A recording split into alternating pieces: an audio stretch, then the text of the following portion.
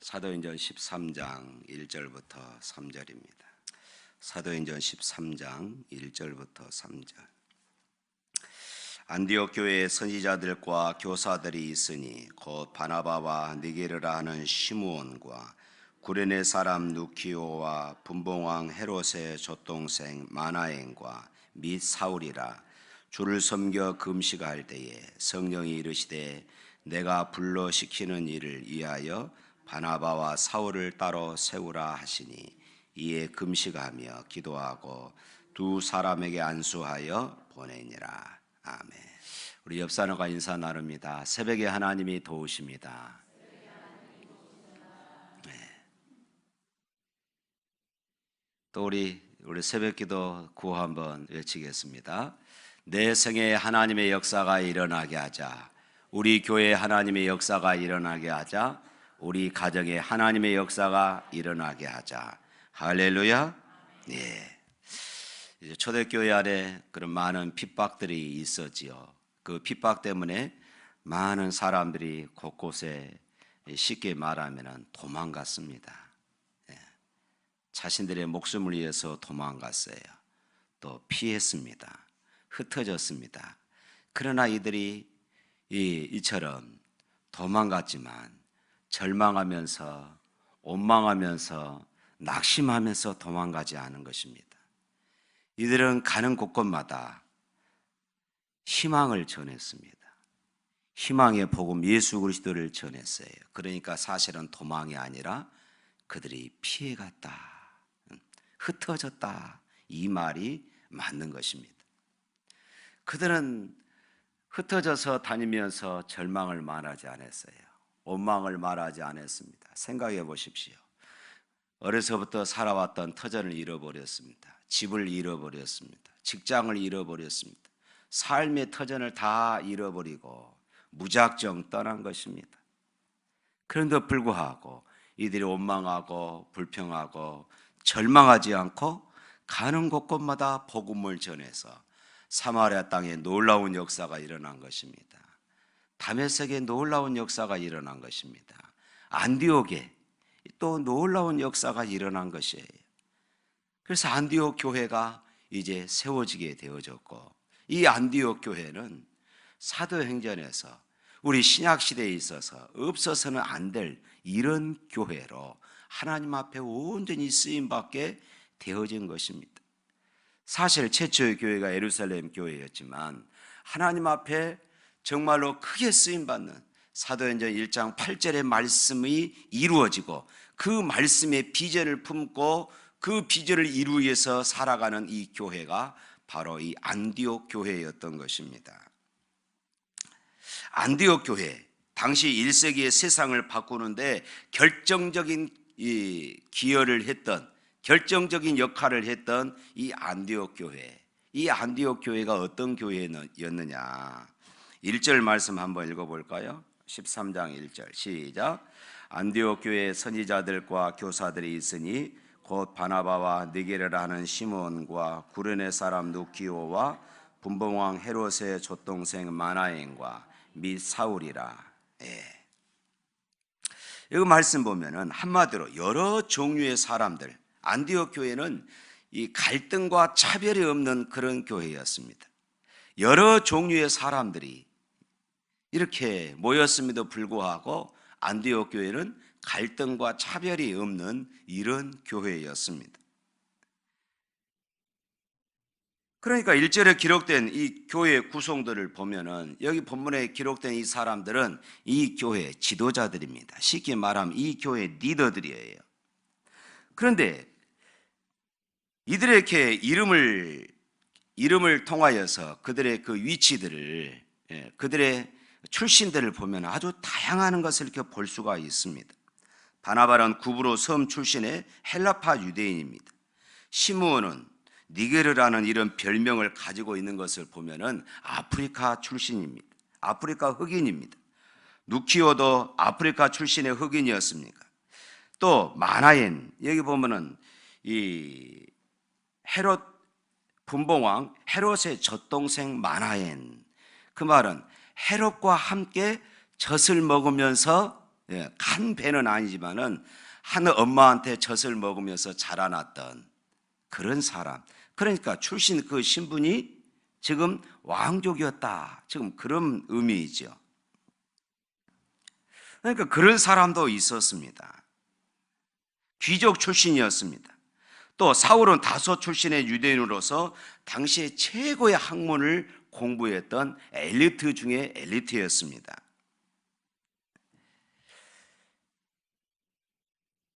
또 안디옥 교회에 수리아 출신의 많은 이방인들이 모여 있었습니다. 유대인, 또 흑인들, 또 이방인들, 또 귀족 출신인들, 또 엘리트들, 이런 사람들이 이 안디옥 교회에 많이 모였어요. 귀족과 평민들, 부자와 가난한 사람, 나이 든 사람과 어린아이들, 이런 사람들이 많이 모였음에도 불구하고, 흑인과 백인이 모였음에도 불구하고 이 교회는 차별이 없는 그런 교회로 이렇게 성장하게 된 것입니다. 사랑하는 성도 여러분, 그렇습니다. 교회는 다양한 사람들을 서로 용납할 수 있고 다양한 사람을 서로 포용할 수 있는 이런 교회여야 합니다. 부자나 가난한 사람, 나이 든 사람이나 어린 사람, 배우는 사람이나 배우지 못한 사람들, 각 계층 간의 그런 다양함들을 서로 용납하고 포용하는 이런 교회. 그래서 안디옥 교회는 오고 오는 모든 교회의 모델이 되는 그런 교회였던 것입니다.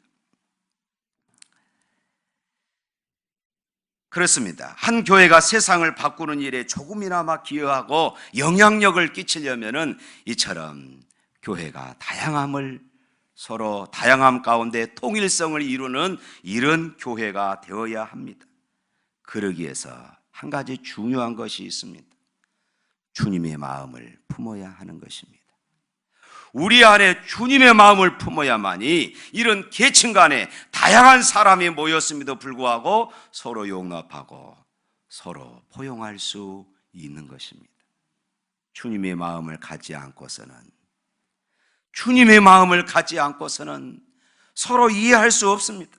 서로 포용할 수 없습니다. 서로 용납할 수 없습니다. 계층 간에 갈등이 일어납니다. 위화감이 조성되어집니다. 계층 간에 벽이 생깁니다. 어떻게 이런 교회가 하나님의 거룩한 뜻을 이루고 이상적인 교회를 만들어갈 수 있겠습니까? 저는 우리 샘물교회가 이런 교회가 될 수 있기를 주님의 이름으로 축원합니다. 뿐만 아니라 2절 말씀 또 한번 읽어볼까요? 2절 말씀 시작.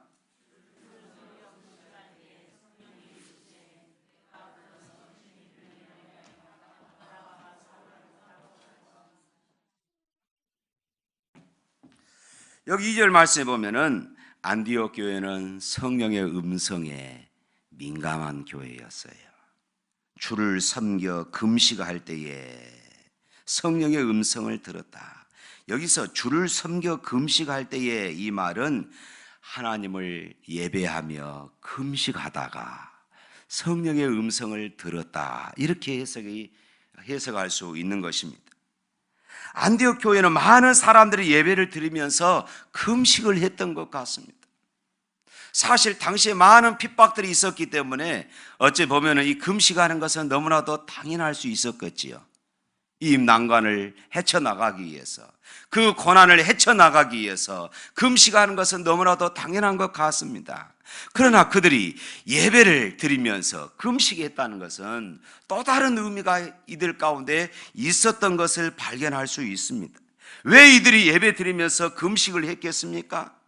왜 금식을 하면서 이들이 예배를 드렸겠습니까? 그것은 그들의 예배를 통하여서 지금 환경이 어렵잖아요. 많은 핍박들이 있잖아요. 흩어져서 그들이 이곳까지 와가지고 지금 교회를 세웠잖아요. 그래서 이들은 예배를 금식하며 예배 드렸다는 것은 예배를 통하여서 특별한 하나님의 은혜를 사모했다는 것입니다. 예배 시간에 그들이 기도하고 이 기도를 통하여서 특별한 하나님의 응답을 기다리고 하나님의 역사를 그들이 간절히 사모했다는 그런 것들을 우리가 생각할 수 있는 것입니다. 예배를 드리는 가운데 주님의 뜻을 알았으면 좋겠다. 예배를 드리는 가운데 어떤 성령의 충만함을 통하여서 이 핍박을, 이 고난을 헤쳐나갈 수 있는 이런 교회를 우리가 세웠으면 좋겠다. 그들은 예배 가운데 특별한 그리고 분명한 목적을 가지고 있었습니다. 그들은 예배에 대한 특별한 기대를 가지고 있었던 것입니다. 그들이 사모하는 무엇인가 은혜가 있었던 것입니다. 사랑하는 성도 여러분, 예배는 엄청난 사건입니다. 왜냐하면 예배를 드리는 가운데 우리의 삶의 목적이 바꾸어질 수 있음을 믿습니다. 예배를 드리는 가운데 우리의 생각과 행동이 바꾸어집니다. 그러니까 우리가 드리는 이 예배는 엄청난 사건이에요. 그런데 안타까운 것은 오늘날 우리가 예배가 너무 자유스럽고 예배가 너무 많다 보니까 이 예배에 별로 우리가 중요성을 깨닫지를 못할 때가 참 많이 있습니다. 그냥 예배 시간으로 정해져 있기 때문에, 그냥 특별 새벽 기도 시간이기 때문에 안 나오면 목사님 눈치 보고, 그래서 우리가 이 시간을 지키고 하나님 앞에 예배 드리는 이런 모습들이 우리 안에 적지 않게 자리를 잡고 있는 것입니다. 저도 때로는 목사이기 때문에 예배에 빠지면 안 되기 때문에 어쩌면은 이 예배의 자리에 참여하고 있는지도 모릅니다. 이런 예배 수백 번 드려도 아무런 역사가 일어나지 않습니다. 이런 예배 수천 번 드려도 아무런 역사가 일어나지 않습니다. 그러니까 예배에 왔다 갔다 하지만은 인생이 변하지 않습니다. 인생이 변하지 않는 예배, 내 삶이 변하지 않는 예배, 하나님의 임재를 누리지 못하는 예배, 무슨 의미가 있겠습니까? 사랑하는 성도 여러분, 왜 안디옥 교인들이 예배를 드리며 금식을 했겠습니까? 그들은 이 예배를 통하여서 정말로 하나님의 음성을 듣기를 간절히 소망했던 것입니다. 하나님의 은혜를, 하나님의 임재를 그들은 간절히 바랬던 것이에요. 이 예배 가운데 주님의 음성을 듣고 싶었습니다. 내 인생을 바꿀 수 있는 하나님의 말씀, 내가 어떻게 살아야 하는가, 내 미래가 어떻게 바꿔져야 하는가, 그들은 전 존재를 걸고 하나님의 음성을 듣기를 소망하며 이 예배를 드렸던 것입니다. 그러니까 이 예배에 그들의 인생에 걸려 있었습니다. 하나님, 나를 가르쳐 주시고 하나님, 나를 인도하여 주옵소서. 이런 간절함이 있었습니다. 사랑하는 성도 여러분, 여러분 특세에 참여하셔서 이런 간절함으로 들을 수 있기를 바랍니다. 여러분들의 기도의 제목들을 놓고 간절히 기도하십시오. 하나님이 이 시간 역사하지 않으면 나 살 수 없습니다. 나 승리하며 살 수 없습니다. 하나님을 간증할 수 없습니다. 하나님, 나를 가르쳐 주십시오. 이런 간절한 소망이 있어야 합니다. 정말 우리가 하나님의 음성과 비전을 발견하기 원한다면 우리는 예배에 성공할 수 있기를 축원합니다. 안디옥 교회의 교인들은 예배를 드리다가 성령의 음성을 듣고 그들의 사명을 깨닫게 되어집니다. 내가 존재해야 하는 이유, 우리 교회가 존재해야 하는 이유, 우리 교회가 어떻게 하나님 앞에 순종해야 할 이유에 대해서 그들은 깨닫게 되어졌습니다. 그렇습니다. 오늘 우리는 성령의 교회들에게 하시는 말씀을 들어야 합니다. 주님 앞에 나와서 예배를 드리다가 성령의 음성을 듣고 사명을 깨달아 삶이 바꿔지고 생각이 바꿔지고 우리의 가치관이 바꿔지는 이런 역사가 일어나기를 주님의 이름으로 축원합니다. 사람들은 실력이 있어야 한다고 생각합니다. 사람들은 능력이 있어야 한다고 생각합니다. 사람들은 재력이 있어야 한다고 생각합니다. 사람들은 예모가 되어야 한다고 생각합니다. 그러나 여러분, 어느 시대나 하나님께서 쓰시는 사람, 어느 시대나 하나님께서 쓰시는 교회는 그것이 아니었습니다. 모두가 다 성령의 사람들이었습니다. 모두가 다 성령 충만하여 성령의 능력에 붙잡히는 이런 사람들이었습니다. 성령에 붙들려 사는 사람들, 그들이 바로 우리 샘물교회가 될 수 있기를, 저와 여러분이 될 수 있기를 주님의 이름으로 축원합니다. 우리에게는 환경이 문제가 아닙니다. 중요한 것은 내가 성령의 능력에 붙잡혀 사는 사람인가, 아니면 내 고집대로, 내 생각대로, 내 경험대로, 내 실력대로, 내 능력대로 사는 사람들인가, 이것이 중요합니다. 언제나 하나님 앞에 물으며 하나님, 우리 교회가 어떻게 해야 할까요? 하나님, 내가 어디에 순종해야 할까요? 내가 어떻게 헌신해야 할까요? 묻기보다는 그저 그동안 살아왔던 내 경험대로, 내 방식대로, 내 고집대로 살아서는 하나님의 역사를 기대할 수 없는 것입니다. 하나님께서 말씀하십니다. 만군의 여호와께서 말씀하시되 이는 힘으로 되지 아니하며 능으로 되지 아니하고 오직 나의 신으로 되느니라. 할렐루야. 무식하고 겁이 많았던 베드로였지만은 성령께서 그를 사용하니까 위대한 사명자로 쓰임 받았던 것입니다.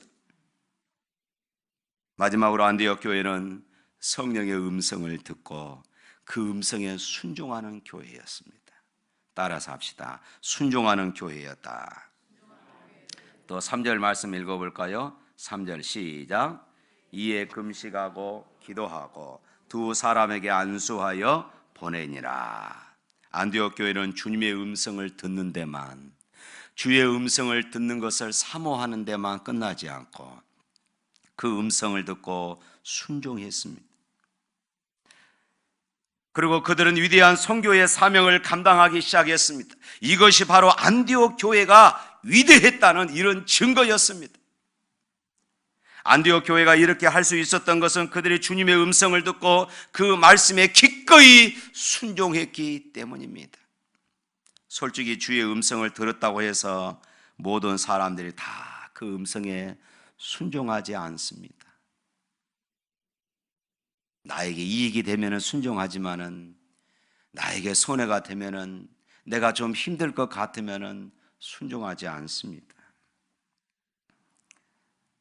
내가 주님의 음성을 들었다는 것은 이제는 그대로 살겠다는 구체적인 응답이 있어야 합니다.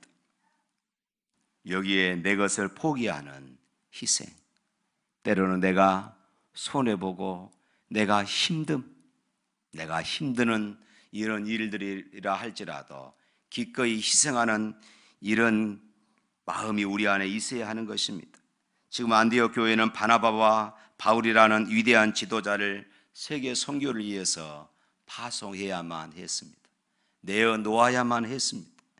이것은 안디옥 교회의 희생을 말합니다. 그러나 그들은 성령의 음성을 들었기 때문에 순종했습니다. 그들은 사명에 순종했습니다. 그리고 그들이 그토록 사랑했던 지도자를 보다 큰 사명을 위해서 내어놓는 이런 희생을 감당했던 것입니다. 사랑하는 성도 여러분, 우리가 주님의 음성에 응답하기 위해서는 그 과정에서 희생과 헌신이 있어야 할 줄로 믿습니다. 희생과 헌신이 없다는 것은 참으로 우리도 어리석은 부자처럼 되고 말 것입니다. 그렇다면 왜 헌신하고 희생해야 합니까? 우리가 희생하고 헌신해야 하는 이유, 그것은 이미 우리가 하나님의 놀라운 사랑을 경험했기 때문입니다. 말할 수 없는 하나님의 은혜를 우리 가운데 부어주시는 그 은혜를 우리가 체험했기 때문에 우리도 희생하고 헌신함으로 또 다른 사람들이 이 하나님의 은혜에 붙잡혀 사는 그런 삶을 살도록 하는데 우리가 희생해야 하는 것입니다. 사랑하는 성도 여러분, 하나님의 은혜를 여러분들이 체험했습니까? 하나님의 은혜를 받고 있습니까? 그 은혜, 여러분들의 순종으로, 여러분들의 헌신으로, 여러분들의 희생으로 하나님 앞에 보일 수 있기를 바랍니다.